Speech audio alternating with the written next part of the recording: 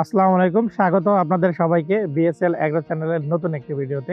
আজকের ভিডিওর মাধ্যমে আমরা তুলে ধরবো কৃষকের জমির সর্বোচ্চ ব্যবহার। যেমন কিছুদিন আগেই আমাদের বোরো ধান উঠে গেছে এই সমস্ত ক্ষেত থেকে এবং সামনে রোপণ করা হবে ইরি ধান। এর মাঝে যে সামান্যতম একটা গ্যাপ, কৃষকরা এই সময় এই অঞ্চলের কৃষকরা যেটা করে সেটা হচ্ছে এই সময়টুকু তারা সর্বোচ্চ ব্যবহার করে থাকে। তারা কিছু স্বল্প মেয়াদী ফসল ফলান এবং তা খুব দ্রুতই বাজারজাত করা যায়, খুব দ্রুতই এটি পরিপূর্ণ হয় এবং খুব দ্রুতই রূপান্তর করতে পারে। যেমন আমার চতুর্পাশে বিভিন্ন রকম এইরকম স্বল্প মেয়াদী ফসল আছে, যেমন লাল শাক, সরিষা, এপাশে আছে ধনিয়া, ওপাশে কলই শাক, ঢেঁড়স। এগুলো সবই স্বল্প সময়ের জন্য এবং তারা যে এই দুটো ফসলের মাঝখানে সময়টুকু পায় সেই সময়টুকুই তারা সর্বোচ্চ ব্যবহার করে থাকে। এখন যে ক্ষেত্রের পাশে আছি এটা তো দেখি বুঝতে পারছেন, সরিষা ক্ষেত। এই সরিষা ক্ষেত মাত্র কিন্তু কয়েকটা মাস, 2 থেকে আড়াই মাসের ভিতরেই পরিপূর্ণ হয়ে যায় এবং এটা বাজারজাত করা যায়। সরিষা ক্ষেত বহুমুখী ভাবে কৃষক ব্যবহার করে। যেমন এই সরিষার যখন ছোট অবস্থায় থাকে সরিষা গাছগুলো, তখন শাক হিসাবে বাজারে বিক্রি করে থাকে এবং যখন বড় হয় সরিষা পাকে তখন এই সরিষাও বাজারে বিক্রি করে থাকে। তাছাড়া কৃষক চাইলে তেল হিসাবে এই সরিষার তেল ব্যবহার করে থাকে। এছাড়াও সরিষা ক্ষেতের আরেকটি বহুমুখী ব্যবহার হচ্ছে এই সরিষা ক্ষেত নির্ভর কিন্তু এখন মধু চাষ করা হয়েছে বিভিন্ন এলাকায়।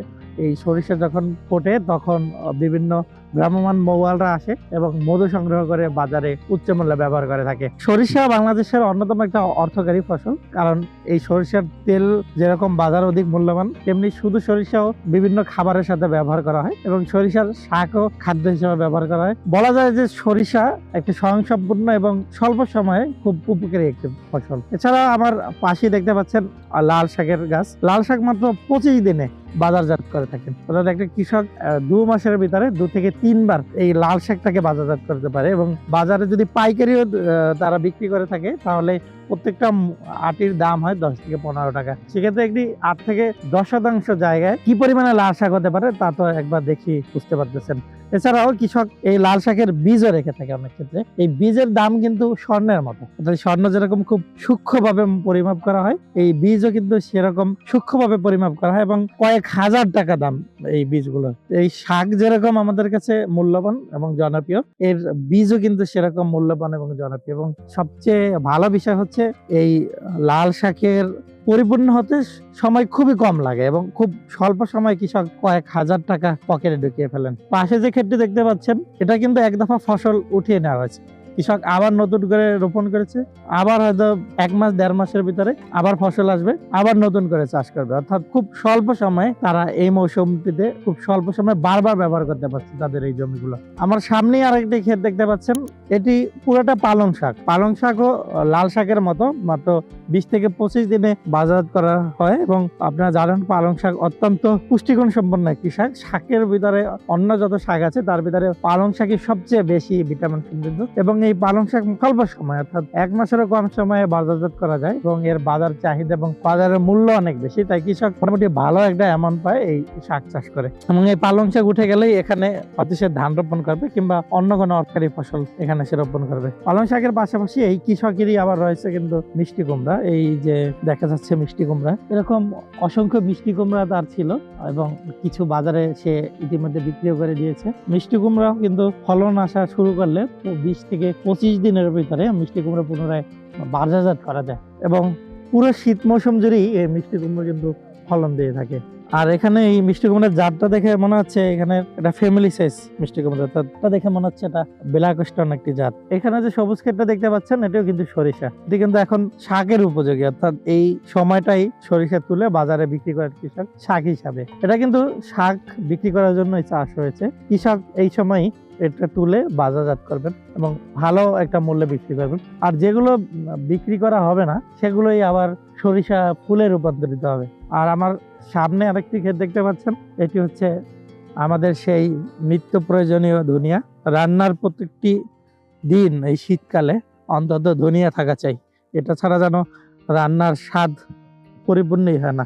আর এই ধনিয়া মাত্র কিন্তু 20 থেকে 25 দিনে বাজারজাত করা হয়। কৃষক সামান্য একটু সময় মাত্র 25 থেকে 1 মাসের ভিতরেই এটি বাজারজাত করে ফেলেন এবং দুনিয়ার বাজার মূল্য কিন্তু অনেক, বিশেষ করে স্থানীয় যে বাজার আছে সেখানে স্থানীয় জাতের দুনিয়ার মূল্যটা একটু বেশি হয়। আর এই দুনিয়া স্থানীয় বাজারে কিন্তু কেজি হিসাবে বিক্রি হয় না, এটা আনুপাতিক এবং আনুমানিক মূল্যে প্রত্যেকটা মোটা হিসাবে বিক্রি হয়। বারবার এটি কৃষক দুনিয়া বুনে থাকে, কারণ মাত্র 15, 20 বা 25 দিনের ভিতরেই দুনিয়া সে বাজারজাত করে ফেলে এবং বাজারজাত করার পর আবার পুনরায় চার্জ দেয় এবং আবার পুনরায় সে দুনিয়া বপন করে থাকে। আর দুনিয়ার সাইজ দেখে বুঝতে পারছেন এটি দেশি দুনিয়া, কারণ যেগুলো হাইব্রিড সেগুলো প্রায় 1 বিঘার মতো লম্বা হয়ে থাকে, আর দেশি দুনিয়া এগুলো এরকম একটু ছোট সাইজ হয়, পাতাগুলো দেখতে সুন্দর হয়, আর এর গ্রানও বেশ তীক্ষ্ণ একটি গ্রান থাকে।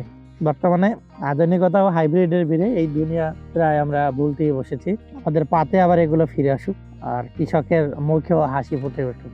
একটি পুকুর দেখতে পাচ্ছেন, এরকম এই যে বিস্তীর্ণ ক্ষেতটা দেখছেন, এই ক্ষেতের ভিতরে এরকম পুকুর আছে দুটো। অর্থাৎ এই যে ফসলগুলো ফলানো হয় এর জন্য কিন্তু সেচের প্রয়োজন হয়, আর এই সেচের জন্য তারা এরকম পুকুরের ব্যবস্থা রাখেন এবং এখান থেকেই তারা পানি সরবরাহ করেন, যার কারণে এই অঞ্চলে ভূগর্ভস্থ পানির ব্যবহার করতে হয় না এবং ভূগর্ভস্থ যে পানি আছে সেটা ভালো থাকে এবং তারই সাথে ফসলও ভালো থাকে এই পুকুরের পানি ব্যবহার করার জন্য। এরকম যদি সব জায়গায় পরিকল্পিতভাবে বিভিন্ন ক্ষেতের মাঝে মাঝে পুকুরের ব্যবস্থা থাকে তাহলে পানির কোনো অভাব হয় না, গাছের ফলন বৃদ্ধিতেও কোনো সমস্যা হয় না। আরেকটি ক্ষেত দেখতে পাচ্ছেন, এটা পাশি, এটা হচ্ছে ঢেঁড়সের একটি ক্ষেত। এই যে ছোট ছোট ঢেঁড়স, মাত্র 20-30 দিনের ভিতরে ঢেঁড়স গাছগুলো বড় হবে এবং ঢেঁড়স হবে, এবং যেহেতু এখন সে আগাম চাষ করছে এই সময় যে ঢেঁড়স গুলো হবে তার দামও সে ভালো পাবে। আর ঢেঁড়সটা একবার রোপণ করলে বহুদিন পর্যন্ত ফলন পেতে থাকে, কৃষক শুধু আসে এবং ঢেঁড়স তুলে নিয়ে যায়। আর একটু সামনে আরেকটি মাছা দেখতে পাচ্ছেন, এই মাছাটা কিন্তু স্থায়ী মাছা,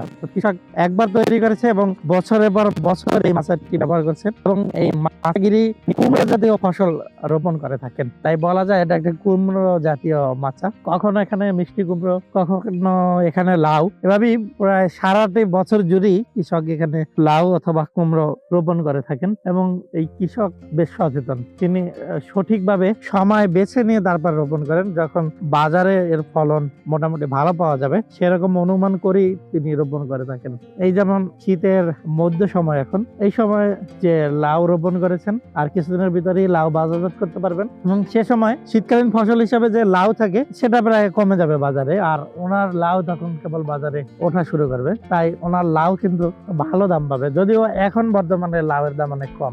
আপনাদের আরেকটি তথ্য দিতে ভুলে গেছি, সেটা হচ্ছে এই জমিটা দেখে মনে হচ্ছে শুধু একটা চাষ দেওয়া জমি, কিন্তু একটু গভীর ভাবে খেয়াল করলে দেখবেন এখানে রয়েছে ছোট ছোট কিছু গাছ, আর এই গাছগুলো হচ্ছে পুঁই শাক। মাত্র আর 30-35 দিনের ভিতরেই এই পুঁই শাকে পুরো ক্ষেতটি পরিপূর্ণ হয়ে যাবে এবং পুঁই শাক যে কত সুমিষ্ট মজাদার একটি খাবার তা তো আপনারা অবশ্যই জানেন এবং এর বাজার মূল্য এই সময়টা বেশ ভালো থাকবে।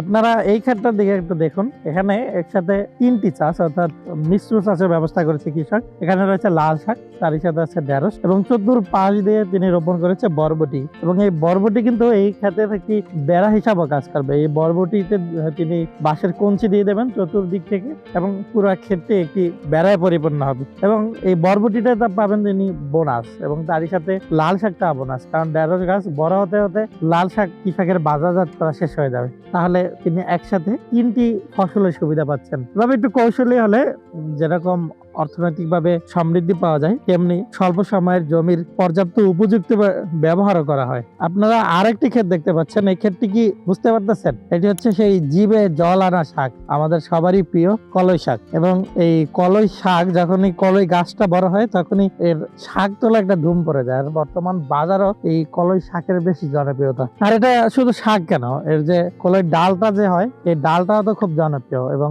বেশ মূল্য আছে বাজারে। এবং তাছাড়া কলের যে গাছটা থাকে সে সময় সেই গাছটা গরুকে খাওয়ানো হয়। অর্থাৎ এই কলই শাক যেরকম খুবই মানুষের কাছে প্রিয়, তেমনি কলই ডালটা খুব প্রিয় এবং গরুর কাছে কলই গাছটা খুব প্রিয়। আমরা এই যে বড় বিটার ভিতরে আছি, এটা একটু উঁচু জায়গা এবং এটা একটা মানে পরিপূর্ণ স্বয়ংসম্পূর্ণ একটি জায়গা। এখানে সারা বছরই আকর্ষণীয় বিভিন্ন রকমের ফসল সবজির চাষাবাদ করে থাকেন বিভিন্ন কৃষকেরা, এবং এখানে আসতে আমাদের সবসময় খুব ভালো লাগে। এবং এর পাশে যে জায়গাগুলো আছে যেখানে ধান রোপণ করা হয়েছে সেগুলো একটু নিচু ভূমি, এবং নিচু ভূমি হওয়ার কারণে ওখানে ধান রোপণ করা হয়। এই ধান কাটার পরে আবার ব্লকের মৌসুম আসবে, ব্লক লাগানো হবে, অর্থাৎ ইরি ধানগুলো রোপণ করা হবে। আর এই উঁচু জমিতে সবসময় বিভিন্ন রকম সবজি এবং কখনো কখনো ধানও রোপণ করা হয়। শুধু এই একটু উঁচু হওয়ার কারণে ওই নিচু ভূমির তুলনায় এখানে কয়েক গুণ বেশি উপার্জন করা সম্ভব। আর নিচু জমিতে পানি জমে থাকার কারণে ওখানে শুধুই ধান চাষ করা হয়, ওখানে এরকম ফসল বা সবজি চাষ করা যায় না। আমরা এই সময়ে কোনো কৃষককে মাঠে পাইনি বিদায় তাদের সাক্ষাৎকার নিতে পারিনি। পরবর্তীতে বিভিন্ন ফসলের ব্যাপারে বিস্তারিত তথ্য নিয়ে কৃষকদের সাক্ষাৎকার নিয়ে ভিডিও তৈরি করা হবে। আর আপনারা সেগুলো দেখার জন্য আমাদের চ্যানেলের সাথেই থাকুন। ধন্যবাদ সবাই।